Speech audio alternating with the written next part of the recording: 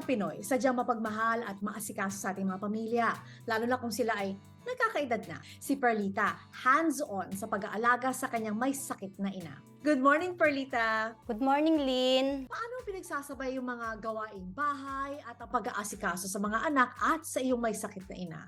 Time management, Lynn. Sinisiguro kong nasa maayos na lagay ang aking ina bago ako gumawa ng mga gawaing bahay. Na-stroke na kasi si nanay kaya hirap na siyang magkikilos. At dahil 76 years old na siya, hirap na siyang kontrolin ang kanyang ihi at dumi. Common struggle talaga yan sa mga senior gaya ng iyong ina.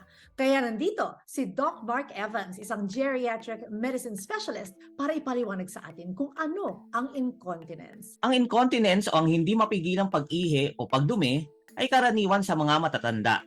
Habang tumatanda kasi tayo, humihina ang muscle sa pantog at urethra. Kaya naman dapat magbawas ng timbang at panatilihin ang healthy lifestyle. Iwasan din ang magbuhat ng mabibigat. Makakatulong din sa kanilang kalagayan ang paggamit ng adult diapers.